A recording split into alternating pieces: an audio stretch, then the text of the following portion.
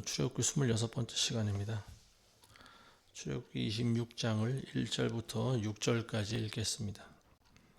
또 너는 가늘게 꼰 배실과 청색, 자색, 주홍색 실로 된 휘장 10개로 성막을 만들되 정교한 솜씨로 만든 그룹들로 그것들을 만들지니라. 한 휘장의 길이는 28규빗이고 한 휘장의 폭은 4규빗이며 모든 휘장은 한 치수라야 하느니라. 그 5휘장은 함께 서로 잇고 다른 5휘장도 서로 이어서 연결하는 끝단으로부터 한 휘장의 가장자리에다 청색 고리를 만들고 또 두 번째 연결하는 데에도 다른 휘장의 맨 가장자리에도 그렇게 만들지니라. 너는 휘장 하나에 고리 50개를 달고 두 번째 연결하는 휘장의 가장자리에도 고리 50개를 만들어서 고리들끼리 서로 지탱하게 할지니라. 또 너는 금으로 걸쇠 50개를 만들고 그 걸쇠들로 휘장들을 서로 연결하여 그것이 한 성막이 되게 할지니라.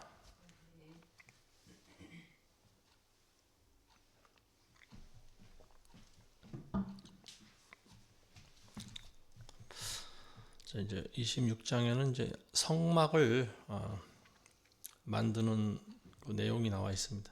성막이라고 하는 것은 이제 그 큰 텐트를 말하고 있는데요. 신약 시대 교회는 이제 돌이나 나무로 건축물을 세워서 만들지만 구약 시대 때 그 왕조 체계가 성립되기 그 이전에 광야를 헤매던 당시에 이제 그 40년 동안 이스라엘 백성들을 인도에 나가는 그런 정신적인 지주죠. 이 성막이라고 하는 거. 그리고 그 안에는 하나님의 지성소 안에는 하나님의 언약궤가 들어 있고요. 그 언약궤 안에서 이제 하나님께서 대제사장들만 들어갈 수 있는 그 유일한 아주 좁은 장소지만 하나님의 임재가 있는 가장 그 중요한 장소라고도 볼 수 있는데요. 이제 그것을 어떻게 만들지에 대해서 하나님께서 일일이 세부적으로 좀 지시하고 있다라고 하는 거예요. 그러니까 이 성막이라고 하는 것을 이제 우리가 여러분들이 잘 아실 테지만 높고 기다란 그런 직사각형 모양의 그런 큰 텐트다 이렇게 연상하시면 될 것 같습니다. 그 텐트를 칠 때 이제 위에 지붕에 대해서 이제 먼저 이야기를 하고 있는데요. 일반적으로는 먼저 바닥 기초와 그리고 그 위에 기둥을 세우고 그 위에 그리고 이제 덮어야 되는 거죠. 근데 지금 이제 순서가 지금 좀 바뀐 것 같아요. 그래서 먼저 덮는 그 천에 대해서, 그러니까 휘장에 대해서 지금 먼저 설명을 하고 있습니다. 10개의 이제 그 휘장을 만들어서 크게 5개씩 또 연결해서 계속 만들어내고 있는데요. 이렇게 만드는 이유는 뭐냐면은 그 당시에 직조 기술이 10m 이상 되는 큰 그런 천을 한 번에 만들 수가 없다라는 거죠. 그래서 먼저 10개를 작은 걸 10개를 만들어서 5개 크게 큰 휘장을 2개를 만들고요. 그리고 그 2개의 휘장을 또 같이 연결을 합니다. 그래서 결국 만들어지는 이 휘장이 크기가 얼마 정도 되는가 하면 한쪽 길이가 12.8m가 나오고요. 또 18m가 나옵니다. 한쪽은. 그래서 그걸로 큰 그 휘장 그러니까 지금의 이제 우리가 가정에서 쓰는 양탄자의 어떤 그 형태일 것이다라고 보면 될 것 같습니다. 그걸로 이제 성막을 덮는 거죠. 그래서 이거를 이제 우리가 제1휘장, 첫 번째 덮는 휘장이다 그래가지고 제1휘장, 또 예전 개역 성경에는 휘장을 앙장이다 이렇게 또 기록을 해놓고 있습니다. 그래서 이제 이 큰 휘장 2개를 먼저 만드는데 그 휘장 하나마다 고리를 또 50개씩 또 달죠. 그래서 그걸로 이제 아마 바람이 불면은 광야에서 그게 날리지 않겠습니까? 이제 그거를 막는 역할을 하는 거고요. 그리고 이 5개씩 만들어진 2개의 휘장을 또 연결하기 위한 결합하기 위해서 이렇게 이제 금으로 고리를 만들고 또 갈고리를 만듭니다. 그걸로 이제 제일 처음 덮는 거죠. 그러니까 안에서는 성막 그 안으로 들어가다 보면은 하늘을 쳐다보면 이제 천장에 가장 먼저 보일 수 있는 것이 첫 번째 덮는 그 앙장이죠. 그리고 그 새겨지는 무늬는 그룹 천사의 문양을 새겨서 덮게끔 만들어져 있습니다. 그룹 천사는 이제 하나님 가장 가까이에서 보좌하는 그런 천사의 그룹을 말하는 거고요. 그러니까 이제 이걸로 가장 먼저 성막을 덮고요. 이제 그 다음에도 계속 또 다른 천으로 좀 덮는 걸 이제 또 7절 이후에 나와 있습니다. 자, 7절부터 14절 보겠습니다. 너는 성막 위에 덮을 것으로는 염소 털로 휘장을 만들되 11개의 휘장을 만들지니라. 한 휘장의 길이는 30규빗이 되게 하고 한 휘장의 폭은 4규빗이 되게 하며 11개의 휘장이 한 치수가 되게 할지니라. 또 너는 그 5휘장을 서로 연결하고 6휘장을 서로 연결하여 그 6번째 휘장은 성막 전면에 겹치게 할지니라. 너는 연결하는 가장 밖에 있는 한 휘장의 가장자리에 고리 50개를 만들고 두 번째 것을 연결하는 휘장의 가장자리에도 고리 50개를 만들며 너는 노쇠, 걸쇠 50개를 만들어서 그 고리에다 걸쇠들을 걸어 장막을 모두 연결해서 하나가 되게 하고 장막이 휘장에서 남는 부분 즉 남는 휘장 반은 성막의 뒤편에 들이울지니라. 장막의 휘장의 길이에서 남는 것은 이면에 한 규빗 저면에 한 규빗씩 성막의 양쪽 이면과 저면에 그것을 덮어 들이우게 할지니라. 너는 붉게 물들인 순양의 가죽으로 장막 덮는 것을 만들고 오소리의 가죽으로 위에 덮는 것을 만들지니라. 자, 이게 그냥 우리가 성경을 읽기만 하면은 좀 복잡해요. 이게 구체적으로 어떻게 만들려고 하는 것인지 잘 모를 때가 많습니다. 최근에 이제 이 성경에 있는 성막대로 만든 모형이 좀 나오고 있는데요. 또 그림으로도 그리고.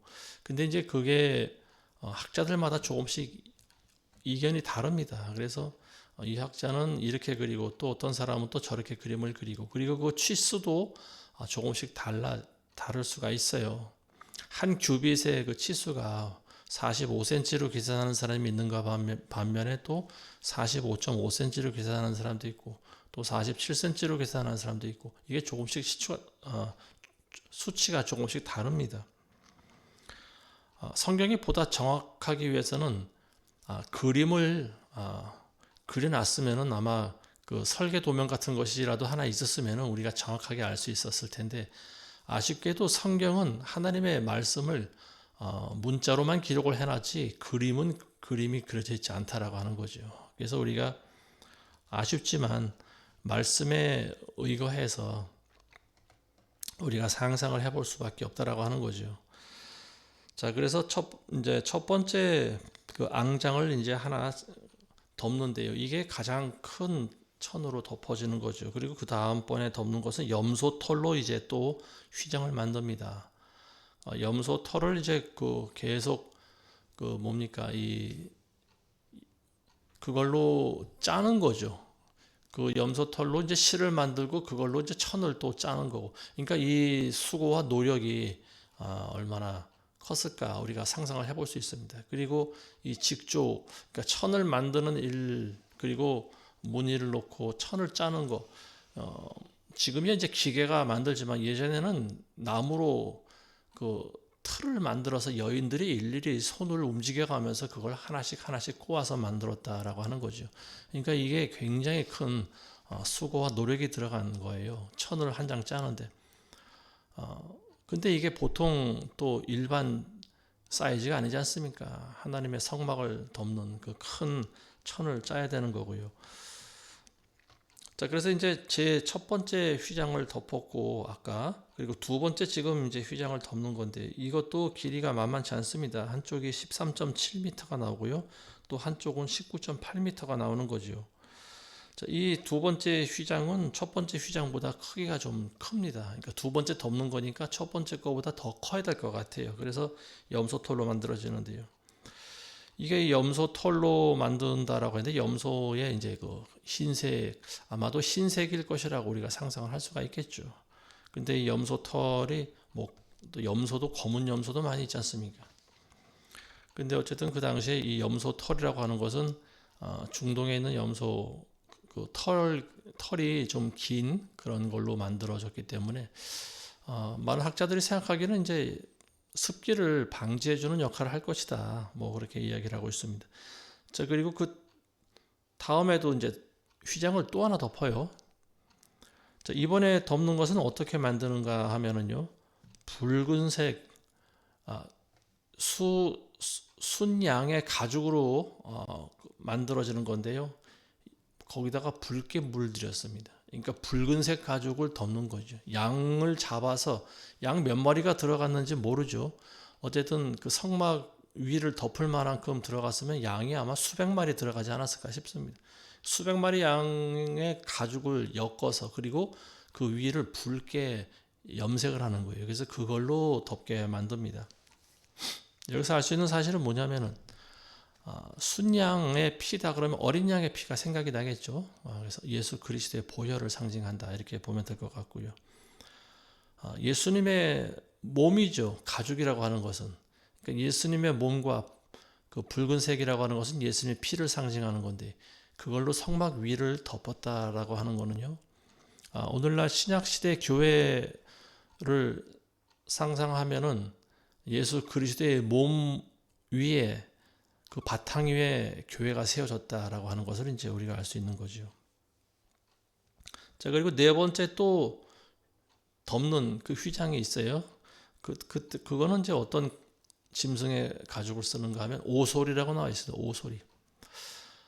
그러니까 오솔이다라고 하면은 우리나라하고는 좀 약간 그 의미가 다른 것 같아요. 정확하게 어떤 짐승인지는 모릅니다. 근데 성경마다 어떤 성경에는 해달이라고 나와 있어요. 해달. 해달이라고 하는 것은 물에 사는 물개 종류인데 여기서는 또 오솔이라고 나와 있습니다. 자, 어쨌든 해달이나 오솔이나 이거는 이제 따로 색을 칠하지 않고요. 그냥 있는 그대로 가죽을 만들어서 그걸로 이제 덮는 겁니다. 성막의 모양이 이제 멀리서 볼 때는 그냥 짐승 가죽으로 덮여 있는 것처럼 보여요. 근데 이제 그 다음에는 널판을 만들어서 세우는 내용이 이제 나오고 있는데요. 사실은 그게 전부 다 금으로 만들어져 있습니다. 그러니까 이 겉으로 볼 때는 짐승 가죽으로 덮여져 있는 그런 텐트, 큰 텐트의 모양인데 그 안에는 가장 귀중한 것들로 채워져 있다라고 하는 거죠. 이 성막의 구조를 보면은요, 이게 이 전체가 예수님의 그 모습을 상징한다라고 봐도 무방할 것 같습니다. 이사야서에 보면은 예수님에 대해서 이사야 선지자가 이렇게 기록하고 있지 않습니까? 그는 고운 풍채도 없고 고운 모양도 없고 사람들로부터 환영받지 못한 분이다 이렇게 기록하고 있지 않습니까? 성막이라고 하는 것이 그와 같다라고 하는 거예요.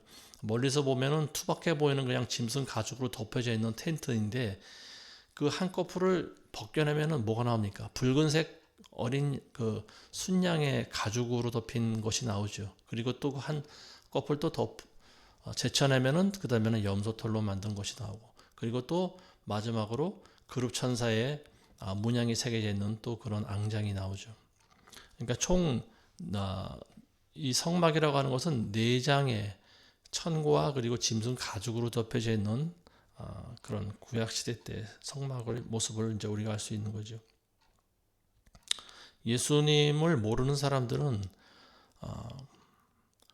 깨닫지를 못하죠. 예수님이 어떤 분이신지 모릅니다. 그리고 기독교가 그리고 교회라는 곳이 어떤 곳인지를 사람들은 잘 몰라요. 어떤 사람들은 광신자들의 집단이다. 그리고 저 사람들은 별 볼 일 없는 사람들이야.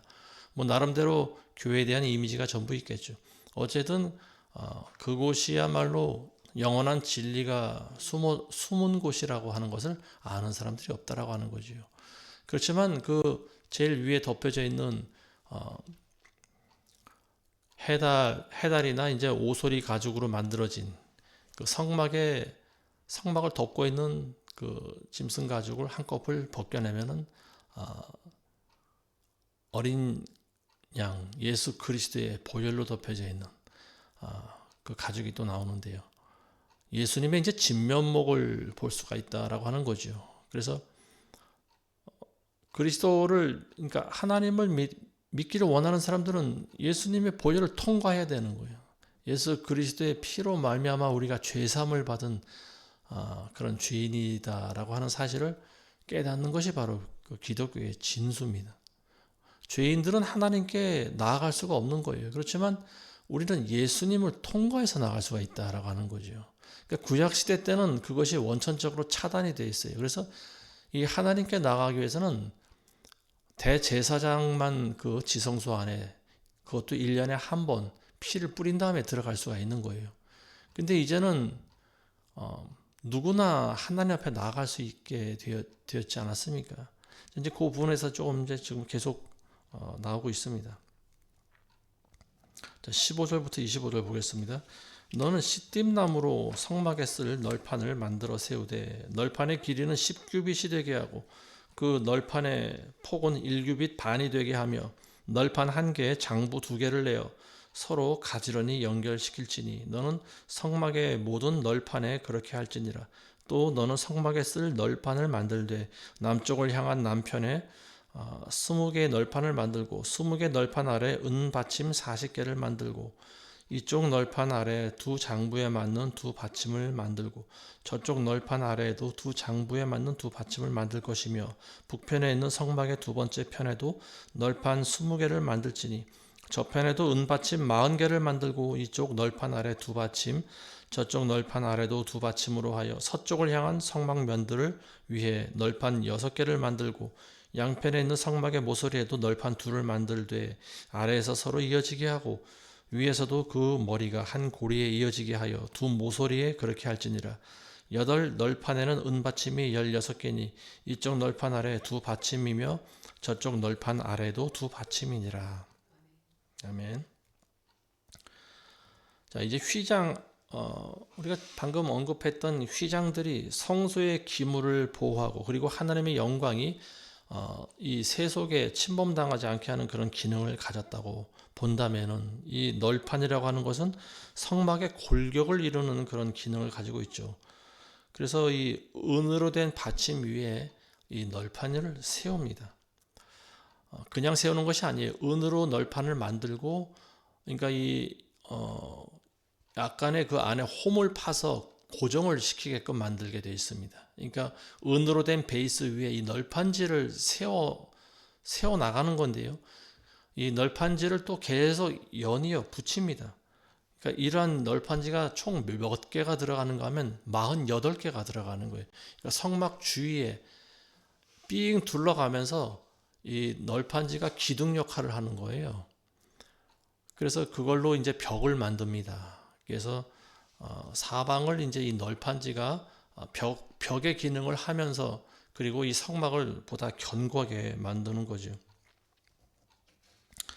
이 48개가 되는 그러니까 높이가, 이 널판지가 높이는 4.5m. 그러니까 한 2층 높이 정도 되지 않나 싶습니다.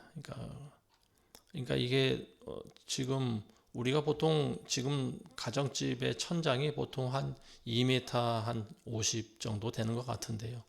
그거보다 훨씬 높은 그런 성막의 천장을 우리가 상상해 보시면 될 것 같습니다. 그리고 한 널판지가 70cm 정도 되는 그런 너비를 가지고 있어요. 이런 것들을 모두 48개를 만듭니다. 그래서 그 한 널판지마다 전부 다 금으로 싸요. 나무로 널판지를 그 시띠나무로 그걸 만들고 그걸 전부 다 금으로 쌉니다. 그리고 밑에는 은으로 된 베이스 위에 그걸 그 견고하게 꽂게끔 돼 있어요. 자, 그래서 이제 성막 주변을 벽을 쭉 둘러서 만들고 그리고 아까 말씀드린 것 같이 그 휘장으로 이제 그 위에다가 덮는 거죠. 그러니까 멀리서 바라보게 되면은 이 은과 금, 번쩍거리는 금은이 보이질 않아요. 그냥 짐승 가죽으로 덮여져 있는 그 모습만 바라보게 되는 거죠. 교회의 모습을 불신자들이 바라봤을 때 바로 그와 같이 바라보지 않을까 싶습니다. 십자가의 불빛은 번쩍이는데 사람들이 교회에 대한 인식은 별로 좋지가 않죠. 그냥 어떻게 보면은 안 믿는 사람들은 혹은 뭐 절에 다니는 분들 같은 경우에는 교회 모습을 곱게 바라보지 않겠죠. 그렇지만 그 진면목을 들여다보시면은 그 안에 정말로 유일신 하나님의 신성 그리고 예수 그리스도의 놀라우신 은혜와 그 은총이 숨어 있다라고 하는 것을 이제 뒤늦게 발견하게 되는 거죠. 이 48개가 되는 그러니까 이게 전부 이제 기둥 역할을 하는 거거든요. 벽이면서 이게 기둥이 되는 건데요. 여기서 우리가 알 수 있는 영적인 의미는 뭐냐면은 교회라고 하는 곳은 이런 기둥들이 받치고 있어야지 온전한 하나님의 교회가 세워진다라고 하는 거예요. 이게 눈에 보이는 어떤 그 돌이나 나무로 지어진 그런 건물의 교회를 말하는 것이 아니고요. 하나님의 교회죠. 영적인 교회. 그러니까 그러한 거룩한 공동체를 말하고 있는데요. 이것은 헌신된 사람들의 그런 48개의 그런 기둥들이 서로 모여서 하나님의 성막을 이루듯이 수많은 사람들이 모여서 큰 하나의 공동체를 만들기도 하고요. 아니면 또 그보다 적은 수가 모여서 교회를 이루기도 합니다. 어쨌든 이 기둥들 각자의 기둥의 역할은 무엇이냐? 원래 그 모습은요. 보잘것없는 흔하디 흔한 그런 씨띠나무예요. 아카시아 나무 같은 중동 지역에 흔한 그런 나무로 만들어져 있어요. 근데 그 위를 금으로 감쌌다라고 하는 거죠. 우리 각자의 모습을 생각해 보시면 바로 그와 같습니다. 우리는 보잘것없는 죄인이잖아요. 근데 어린 양 예수의 피로 우리가 그 사실을 믿으면서 우리는 하나님으로부터 인정을 받습니다. 그래서 우리는 그 보혈의 공로로 그리고 하나님의 말씀에 의해서 우리가 금과 같은 정금과 같은 그런 제사장으로 하나님께서 우리를 인정해 주신다라고 하는 거 아니겠습니까? 그래서 우리의 본질은 사실 보잘것없는 죄인이에요. 흙으로 만들어진 유한한 그런 인간 죄인의 모습을 가지고 있습니다. 그렇지만 영원한 생명을 우리는 덧입은 거예요. 금으로 우리를 쌌지 않습니까? 그러니까 금으로 싼 것은 영원하다라고 하는 거예요. 그리고 우리의 본성은 죄인이지만 금과 같은 왕권을 가지고 있다라고 하는 거죠. 그러니까 이러한 사람들 하나하나가 모여서 성막을 지지하고 있다라고 하는 거예요. 그래서 이 사람이 외부로부터 들어오는 적을 막아내고 바람과 비바람을 막고요. 또 해충도 막고 자 이렇게 해서 하나님의 교회가 성립이 된다라고 하는 거예요. 그러니까 오늘날 교회 모습으로 보면은 많은 그런 성도들의 헌신과 그리고 또 거룩한 그런 무리들 이런 사람들에 의해서 이제 교회가 유지되어 가고 있다라고 하는 것을 보여주고 있습니다. 자, 이 다음에 26절에서 30절 보겠습니다. 너는 시띠나무로 빗장을 만들지니 성막 이쪽 널판에 5개요 성막 저쪽 널판에도 5개며 2개의 빗장은 성막 옆에 널판을 위한 것이니 이는 서쪽을 향한 2면들임이라. 널판 중간에 있는 가운데 빗장은 이 끝에서 저 끝에까지 미칠 것이니라. 너는 널판에 금을 입히고 빗장을 넣은 자리에는 금고리를 만들어서 그 빗장들에 금을 입힐지니라. 너는 산에서 내게 보여준 그 양식에 따라 성막을 세울지니라. 이제 하나님께서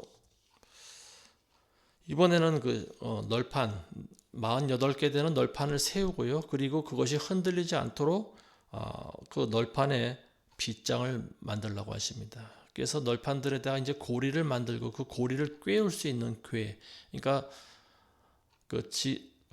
언약궤를 만들고 이 편에 고리 2개를 만들고 저 편에 고리 2개를 만들어서 그걸 긴 막대기로 꿰어가지고 운반하고 다니지 않습니까? 이제 그걸 연상하시면 될 것 같아요. 그래서 이 48개의 이 널판도 견고하게 지금 고정할 수 있는 그런 고리를 만들고요. 그리고 거기에다가 이제 그 기둥을 작은 그 가늘은 또 기둥을 만들어서 끼워버립니다. 이 성막의 형태가 이제 그대로 변함없이 유지될 수 있도록 이러한 그런 널판과 그리고 걸쇠들 이음막들 이런 것들이 있어야지 이제 유지가 된다라고 하는 거예요. 자, 교회라고 하는 것은 영원토록 변함이 없어야 됩니다. 하나님의 교회는 변할 수가 없는 거죠. 인간이 세운 교회는 없어질 수 있지만 하나님의 교회는 사라지지가 않습니다. 그리고 그 많은 성도들의 헌신과 수고와 연합이 비로소 하나님의 그런 거룩한 공동체를 이루듯이 성도들을 하나 되게 하시는 것이 무엇이냐? 바로 이 이음새, 걸새와 같은 역할을 하는 것이 그리스도의 띠다, 사랑의 띠다. 우리가 이렇게 볼 수 있을 것 같습니다. 예수님께서 하나 되게 하시는 그 역사가 있어야지 교회가 굴러가는 거예요. 예수님은 하나인데 사람들마다 전부 생각이 다르고 전부 다른 방향으로 움직인다라고 하면은 한 방향으로 갈 수가 없겠죠. 예수님은 십자가의 길을 걸어가라고 하는데 어떤 사람은 예수님의 뒤를 따르는 반면에 또 어떤 사람들은 뒤로 가는 사람들이 있어요. 생각이 달라요. 수십 명의 사람들이 서로 생각이 다르다면은 온전히 교회가 한 방향으로 갈 수 있을까요? 그렇지가 못하는 거예요. 그래서 성도들이 예수 그리스도를 머리로 하고요. 그 예수님의 몸을 온전히 떠받드는 그런 지체 역할을 하기 위해서는 온전히 머리의 지시에 순종을 해야 되는 거예요. 머리가 시키면 시키는 대로 가야 되는 거예요. 손이 다르고 발이 다르지만 같은 방향으로 가야 되는 거예요.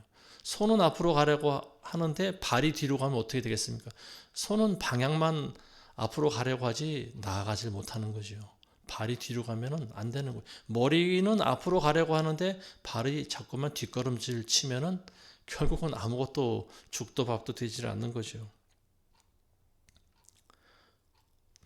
어저께 밤에 갑자기 우리나라의 대통령 윤석열 대통령이 비상계엄령을 선포했는데요. 많은 분들이 깜짝 놀랐을 거라고 보여집니다. 이게 45년 만에 우리나라에서 선포된 비상계엄령인데요. 이제 그걸 두고 많은 사람들이 생각들이 전부 다를 것 같아요.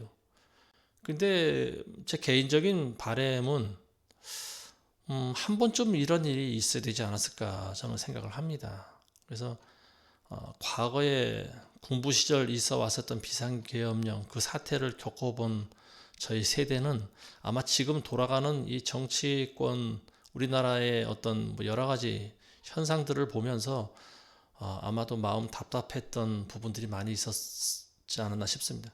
그게 뭐냐면 제가 늘 강조하지만 우리나라에 종북 세력이 너무나 많이 있다라고 하는 거죠.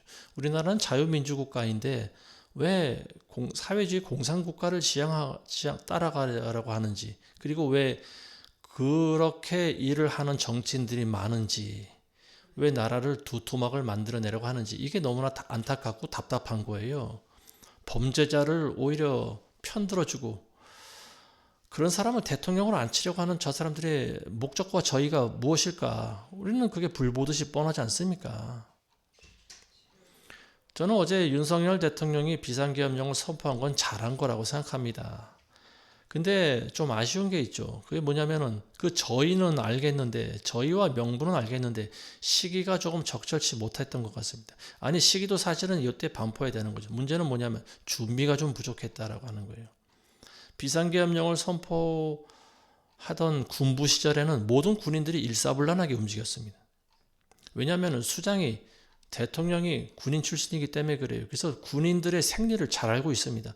어떻게 비상계엄령을 선포해야 군인들이 자기 수족처럼 움직이고 그리고 또 백성들이 그 지시에 복종하는지 이 사람들은 과거의 대통령들은 잘 알고 있었어요.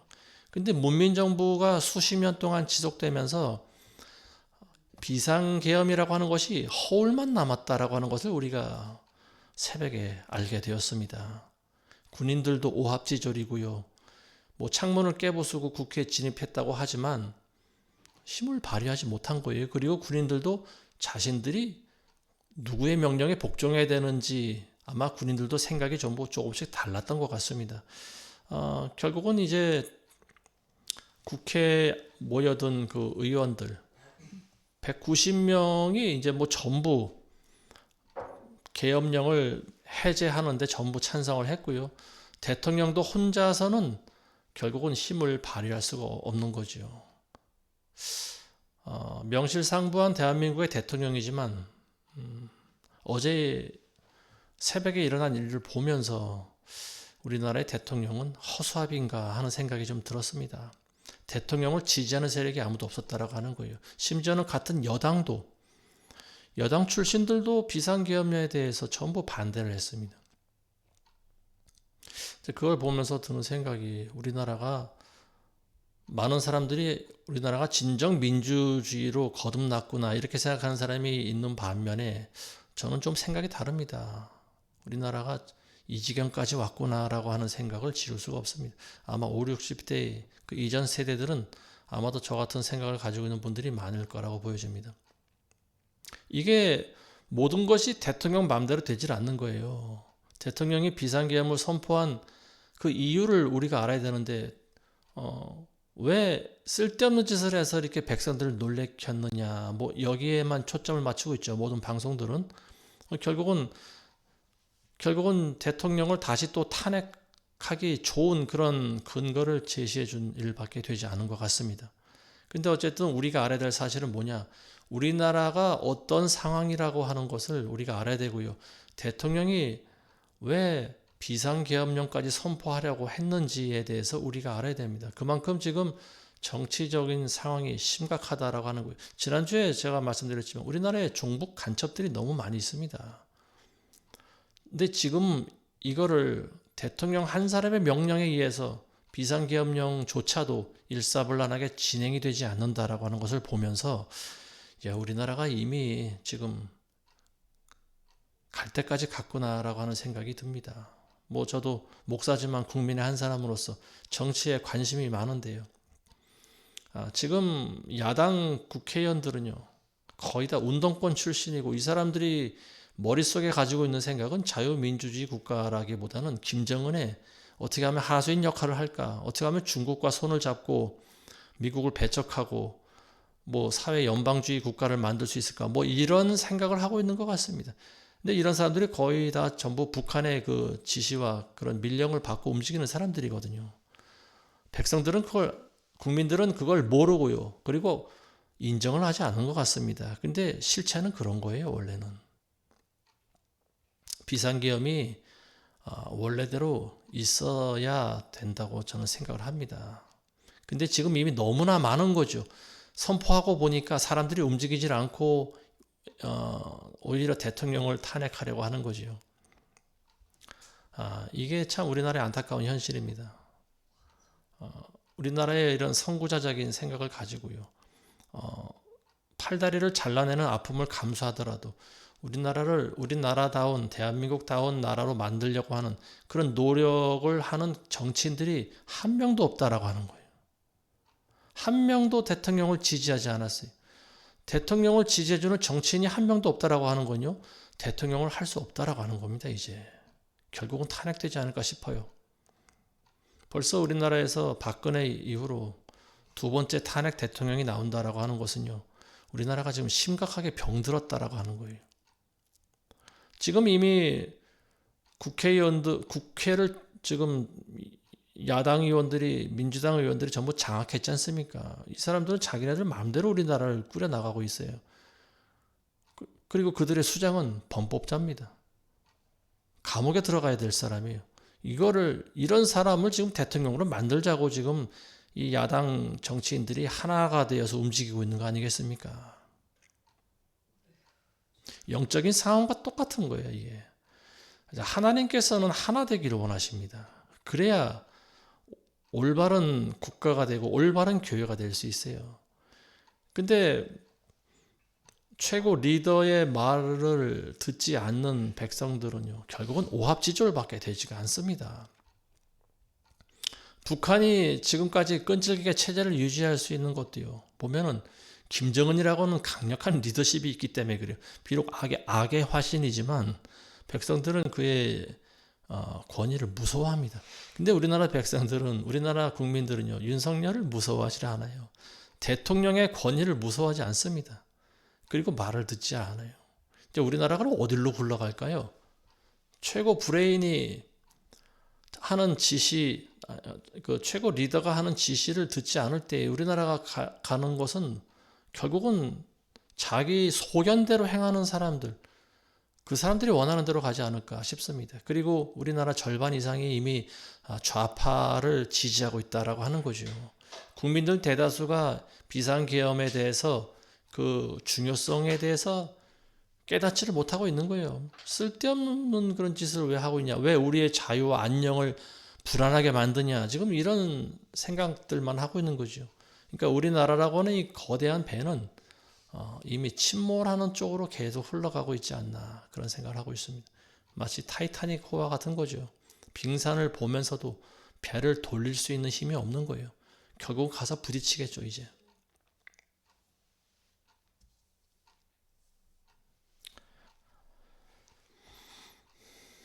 자, 31절에서 37절 보겠습니다. 너는 청색, 자색, 주홍색 실과 정교한 솜씨로 가늘게 꼬은 배실로 휘장을 만들되 그것을 그룹들과 더불어 만들지니라. 너는 그물이 입힌 시띠나무로 된 네 기둥 위에 금으로 만든 갈고리를 걸 것이며 네 개의 은받침 위에 둘지니라. 너는 걸쇠 아래에 휘장을 걸고 증거궤를 그 휘장 안에 들여놓으라. 그 휘장이 너에게 성소와 지성소를 나눌 것이라. 너는 지성소에 있는 증거궤 위에 자비석을 두고 그 휘장 밖에 상을 두고 촛대를 성막 남쪽으로 상 맞은편에 놓고 상을 북쪽으로 놓을지니라. 너는 장막문에 막을 만들되 청색, 자색, 주홍색 실과 가늘게 꼰 배실로 바느질해서 만들지니라. 너는 이 막을 걸도록 시띠나무로 기둥을 5개 만들고 그것에 금을 입히고 그 갈고리도 금으로 만들며 놋받침 5개는 주조할지니라. 자, 하나님께서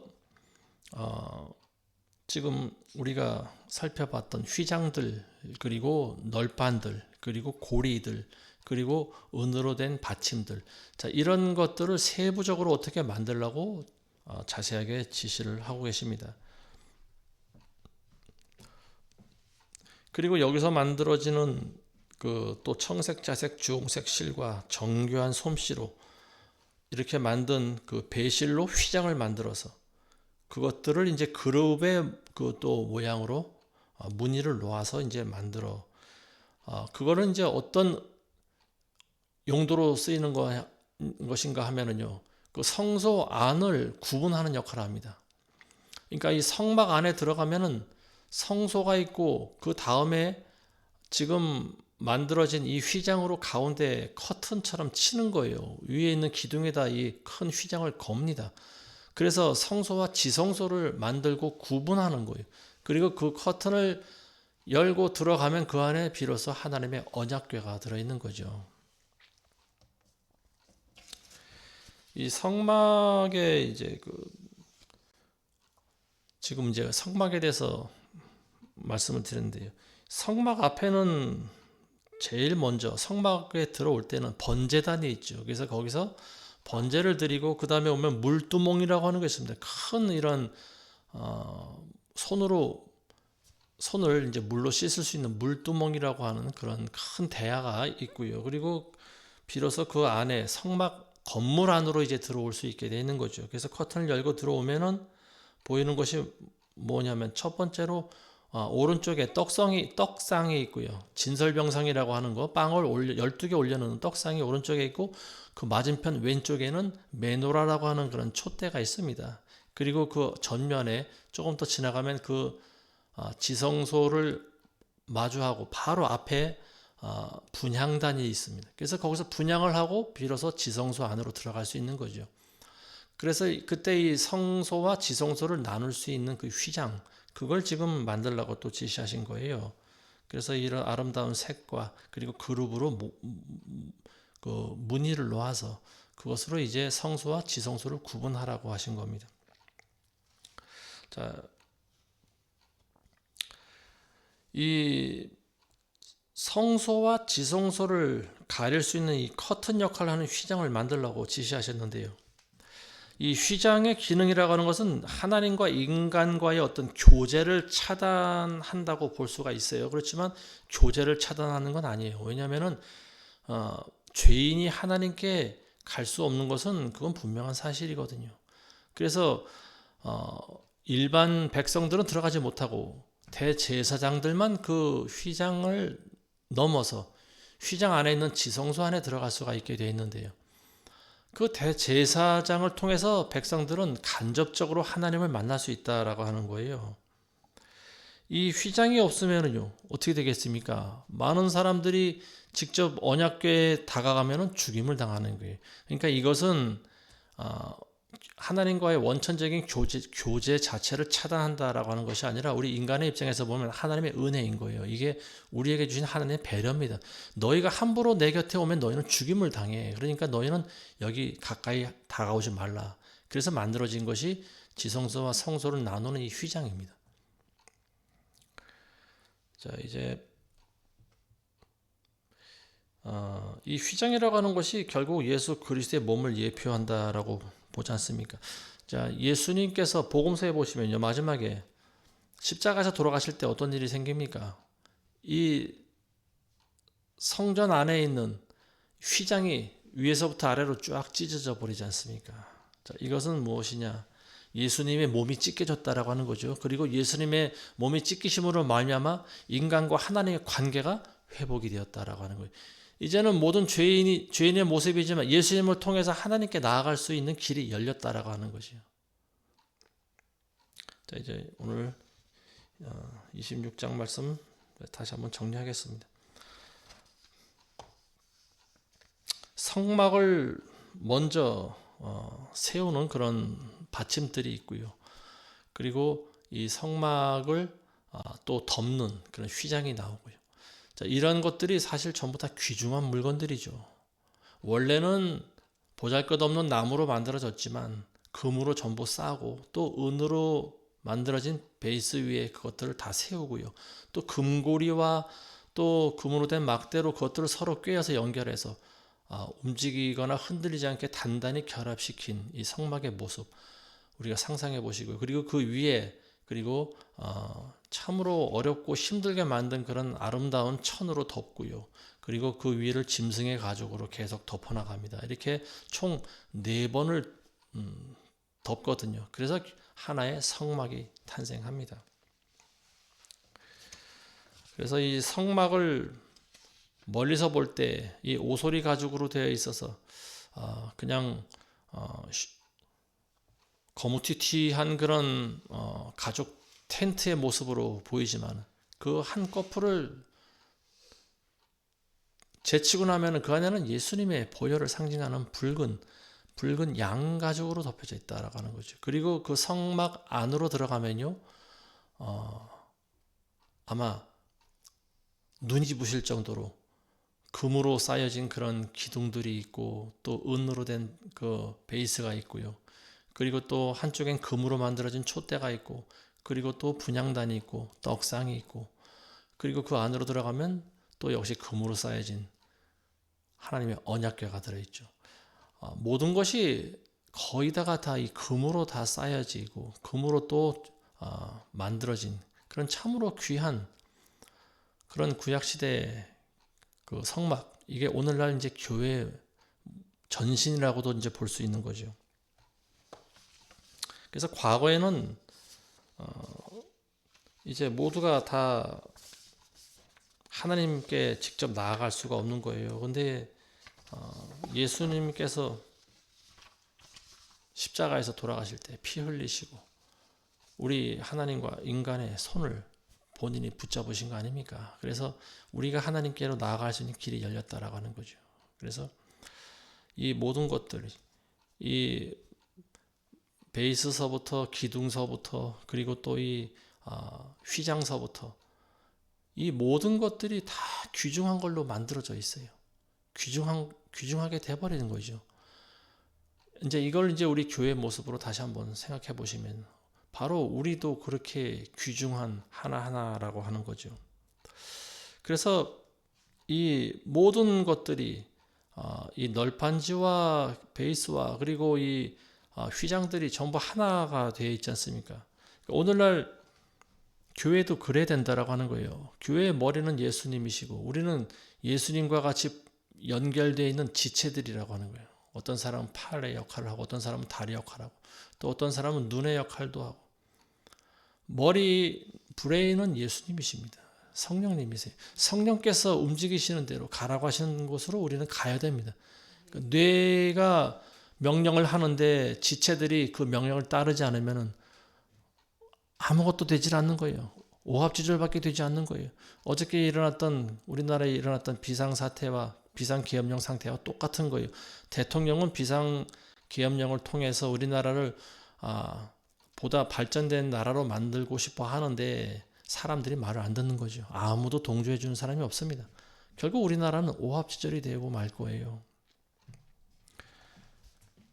교회 머리신 그리스도와 연합해서 이 많은 지체들이 일사불란하게 움직여야 되는데 그렇게 움직이지 않으면 교회가 제대로 굴러갈 수 없다라고 하는 거예요.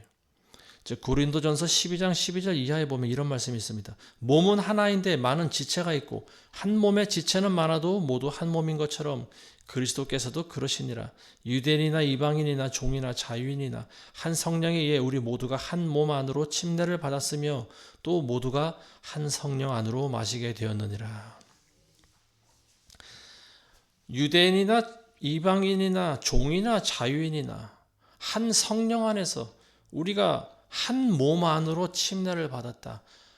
한 몸 안으로 예수 그리스도의 몸 안으로 우리가 들어가 있다. 예수 그리스도의 몸을 구성하고 있다. 이런 말입니다. 그렇지만 우리는 각자의 모양과 기능이 달라도 머리의 명령을 받아야 되는 거예요. 머리가 지시하는 대로 움직여야 되는 거예요. 그래야 그게 온전한 교회로서의 기능을 다할 수가 있는 겁니다. 우리나라는 참으로 지금 안타깝습니다. 위에서 내려지는 명령에 사람들이 순종을 하지 않고 있어요. 그러니까 앞으로 우리나라의 미래가 어떻게 될지 참 안타깝고 답답한 모습을 보이고 있습니다. 아무쪼록 이 말씀 듣는 여러분들은 큰 교회를 다니시든 작은 교회를 다니시든 어쨌든 그 교회가 하나님의 말씀대로 움직여지고 있는 교회라고 하면요. 리더십의 말씀에 여러분들 절대 복종하시길 바랍니다. 기도하겠습니다. 걸어가신 아버지 하나님 감사드립니다. 하나님 오늘 성막을 만드는 방법에 대해서 우리가 다시 살펴보았는데요. 하나님 48개가 되는 그런 기둥들과 또 그 위를 덮는 4장의 휘장에 대해서 우리가 살펴봤습니다. 그리고 성소와 지성소를 나누는 또 커튼에 대해서도 알아보고요. 그 안에 지성소 안에 들어있는 가장 귀중한 물건인 언약궤와 그리고 또 성소 안에 있는 진설병상과 그리고 촛대와 그리고 분향단에 대해서 우리가 살펴보았습니다. 이 성막을 여러 가지 물건들과 또 이것들이 서로 아름답게 연결되고 결합되어서 하나님의 성막을 만들듯이 오늘날 교회도 그렇게 아름다운 교회가 되게 도와주옵소서. 그리스도의 명령에 순종할 수 있는 그러한 많은 지체들이 한 길로 걸어갈 수 있도록 하나님 많은 교회를 축복하여 주시옵소서. 예수님의 이름으로 기도합니다. 아멘.